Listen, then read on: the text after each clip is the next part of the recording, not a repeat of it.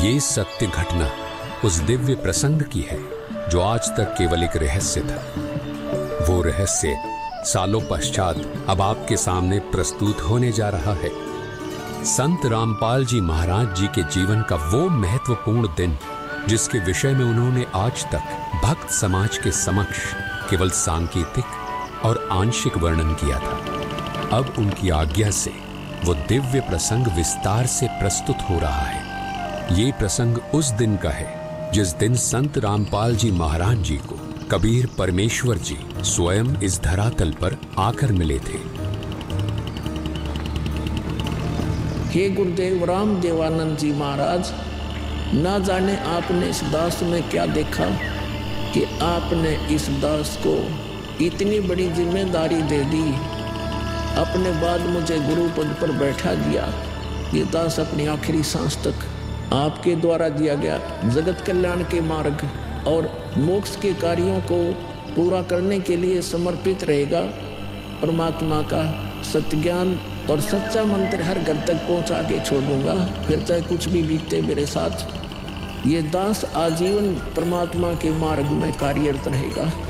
ये फाल्गुन शुक्ल पक्ष एकम विक्रमी संवत 2053 9 मार्च 1997 रविवार की बात है। संत रामपाल जी महाराज हरियाणा के झज्जर जिले के एक झाड़ली कस्बे में गरीबदास जी महाराज जी की वाणी का पाठ करने गए थे। वहां किसी कारणवश पाठ रद्द होने की वजह से वे वापस आ रहे थे। वहां से लौटते समय संत रामपाल जी महाराज कबीर परमात्मा की याद में मग्न अपने दुपहिए वाहन पर सवार वापस लौट रहे थे। संत रामपाल जी महाराज स्कूटर को रास्ते में एक चाय की दुकान के पास रोक देते हैं। राम राम महाराज जी। राम राम भगत जी। महाराज जी चाय समोसा लगा दूं? हाँ भगत जी लगा दीजिए।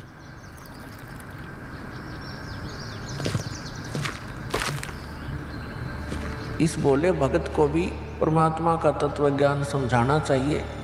भगत जी, कबीर परमात्मा की भक्ति करनी चाहिए। मनुष्य जीवन हमें सिर्फ इसीलिए मिलता है। मानुष जन्म दुर्लभ है ये नलन बोरे, जैसे तरवर से पत्ता टूट गिरे वो बोर न लगता डोरी। भगत जी, इस काल लोक का कोई भरोसा नहीं है, न जाने कब किस पर क्या बिजली गिर जाए। इसलिए कहता हूँ आपको कि कबीर परमात्मा से जुड़ जाओ, नाम दीक्षा लेकर अपना कल्याण करवा लो। वो कबीर परमात्मा यह भी आपकी और आपके परिवार की रक्षा करेगा और मृत्यु के बाद सीधा मोक्ष को प्राप्त कर जाओगे। ठीक कहते हो महाराज जी। हे कबीर परमात्मा, ऐसे गंदे लोक में जहां आदमी की जिंदगी का पल का भरोसा नहीं, व्यक्ति यहाँ जी कैसे रहा है, ना जाने कब क्या हो जाए, कब कौन सी बीमारी हो जाए, कब दुर्घटना हो जाए, कब कोई संसारिक आपदा आ जाए। दाता, आपकी भक्ति के बिना यहाँ किसी को ना सुख मिल सकता है और न ही मोक्ष। ये बात ये बोले जीव कब समझेंगे? आखिर ये अज्ञान अंधेरा कब दूर होगा दाता? आप ही दया करेंगे कबीर परमेश्वर। ये बोले जीव तो अपना जीवन आपकी भक्ति के बिना व्यर्थ ही कर रहे हैं। चाय पीने के बाद संत रामपाल जी महाराज मातन हिल की तरफ निकल पड़ते हैं। बिन उपदेश अचंभ है, क्यों जीवत है प्राण, और भक्ति बिना काठोर है, ये नर नहीं पाषाण। आगे चलकर संत रामपाल जी महाराज स्कूटर को एक पुलिये के पास रोक देते हैं। इस पुलिये की खास बात ये थी कि संत रामपाल जी महाराज जी ने इस पुलिये को सिंचाई विभाग में जूनियर इंजीनियर रहते हुए स्वयं बनाया था। क्योंकि यह पूरा क्षेत्र जंगल नुमा था, इसलिए संत रामपाल जी महाराज जी को इस पुलिये पर बैठना बहुत अच्छा लगता था और नौकरी के दौरान वो इस पुलिये पर बैठकर परमात्मा की याद में खो जाया करते थे। हे दयालु कबीर परमात्मा, आप जी हम नीचों के लिए 600 वर्ष पहले एक धानक रूप धारण कर इस गंदे लोक में 120 वर्ष तक रहे। आप जी को गर्म तेल के कढ़ाई में डाला गया, खूनी हाथी से मरवाने की कोशिश की गई, दरिया में डुबोकर मारने की कोशिश की गई। आप जी को बदनाम करने हेतु झूठी चिट्ठी डाली गई।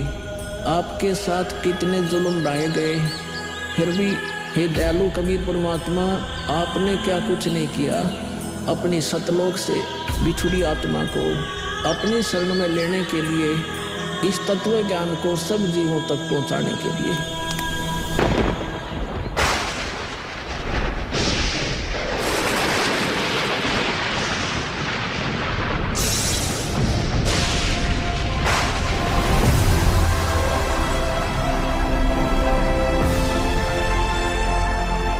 साहेब कबीर आजा आत्मा तोए पुकारती, तेरे हाथ में चाबी हो सतगुरु सतलोक द्वार की।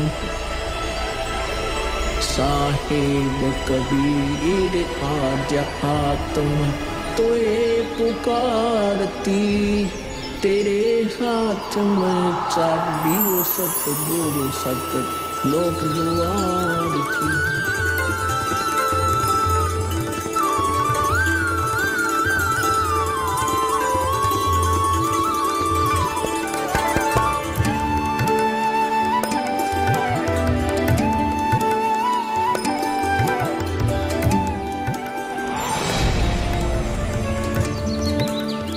राम राम भगत जी। राम राम। आओ भगत जी बैठिए, खड़े क्यों हो?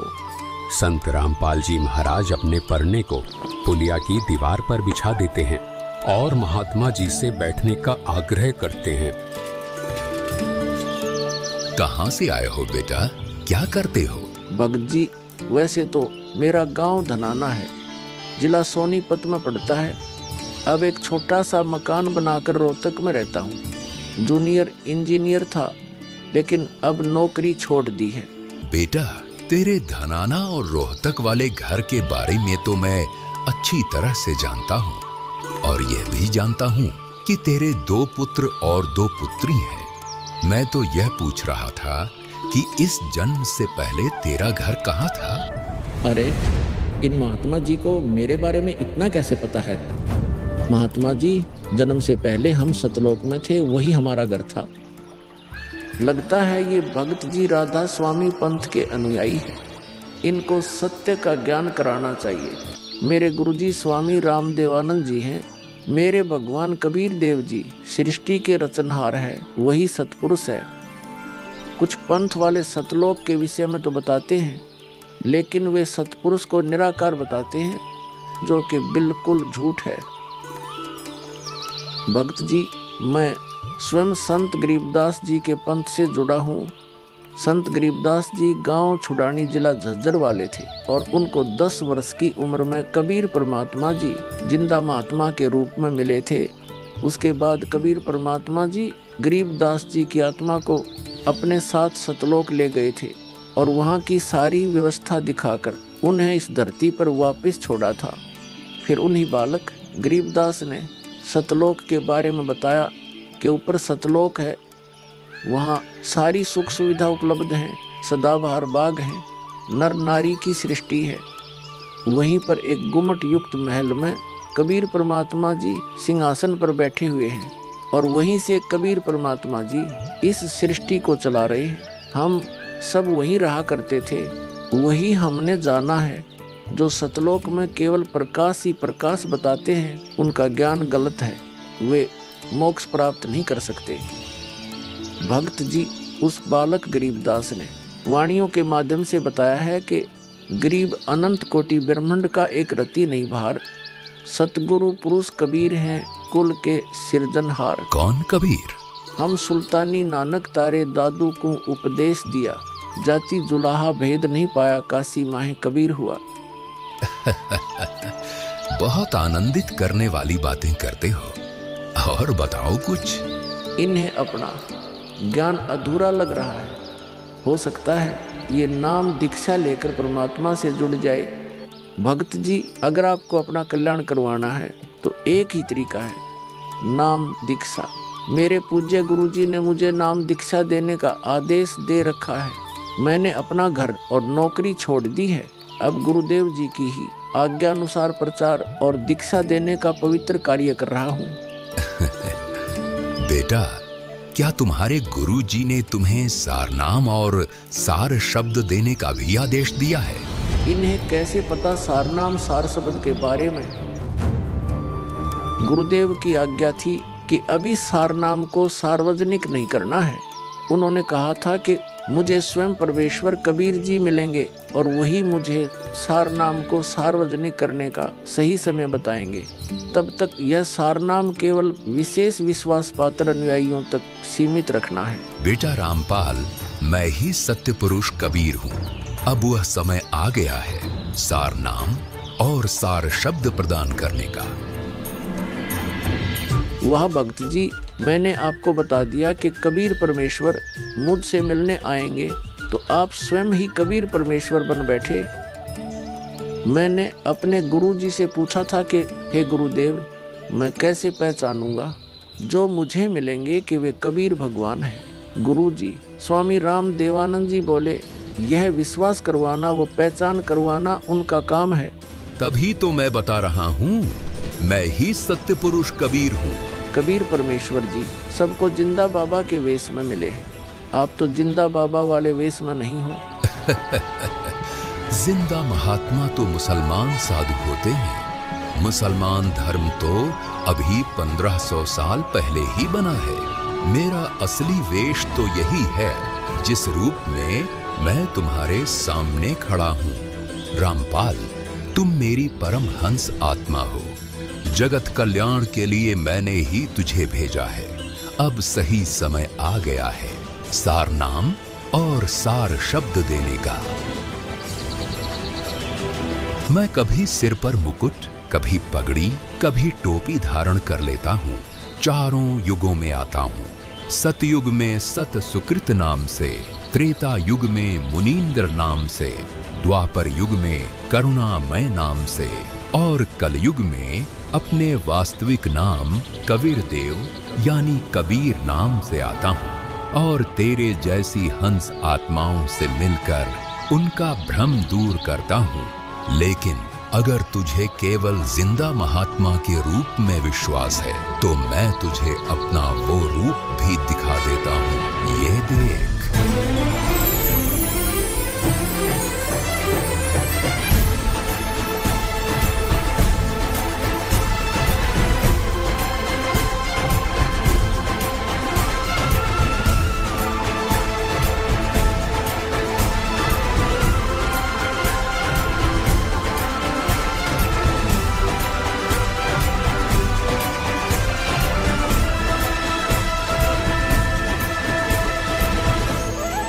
हे परमेश्वर, मुझे क्षमा कर दीजिए।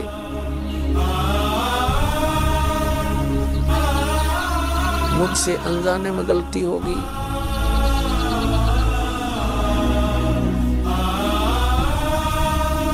आपने मुझे साक्षात दर्शन दिए और मैं आपको पहचान न सका।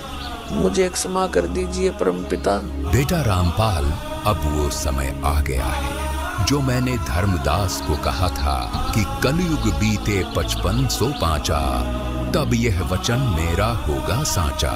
यानी जब कलयुग 5505 वर्ष बीत जाएगा, तब मैं खुद इस धरातल पर आऊंगा और अपने बच्चों को तत्व ज्ञान समझाकर इस काल लोक से सतलोक ले जाऊंगा।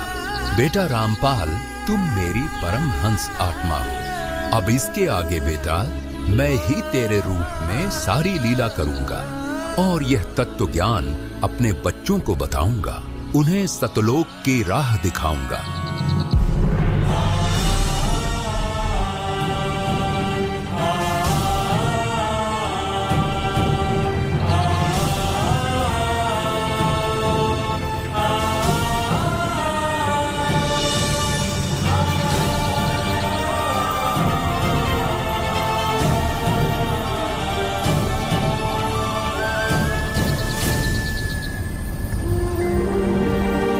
इस प्रकार कबीर परमात्मा संत रामपाल जी महाराज जी को सहशरीर सतलोक भेज देते हैं और अपनी लीला को आगे बढ़ाते हैं। गदी ख्यालवी साल सतगुरु अतल दिगंबर धीर भक्ति हेत काया घर आई अवगत सहत कबीर भक्ति हेत काया घर आई अवगत सहत कबीर अमर करूं सतलोक पठाऊं तात गंदी छोड़ कहाऊं।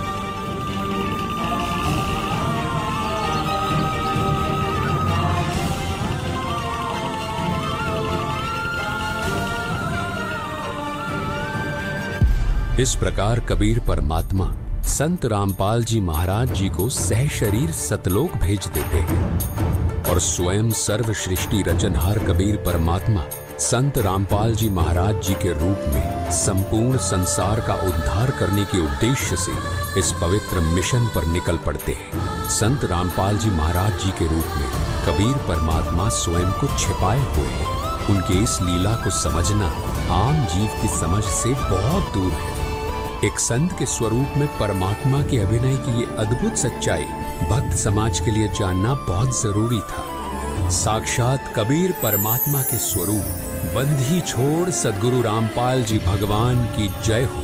अब बच्चों ज्ञान पूरा आ चुका है और वो ठीक का समय आ गया है। गुरु पूरा, ज्ञान पूरा, भगवान पूरा, सब ही नारी नर शुद्ध तक जब ठीक का दिन आवंत कपट चातुरी छोड़ के सरल कबीर गहंत होए। बच्चों वो ठीक का दिन आ गया। चारों तरफ डंका बोल गया दाता का। कहाँ उग्र कहाँ शूद्र हो, चाहे कोई नकम्मा डाकू लटेरा है, चाहे कोई छोटी जाति समझते हो आपको, अरे सबकी भाव पीर परमात्मा वो संत जो मेरा भेजा होगा, भेजा हुआ आएगा, वो सबके दुख दूर करेगा। अरे सबकी भाव पीर सो समान समदृष्टि है समृत सत कबीर। वो एक समान समदृष्टि का है, सबको एक दृष्टि से एक समान प्यार देगा, सबको एक जैसा व्यवहार देगा, एक जैसा सच्चा नाम सतनाम सार शब्द देगा। वो समर्थ सत कबीर ही होगा। बोलो बंदी छोड़ कबीर साहब की जय हो।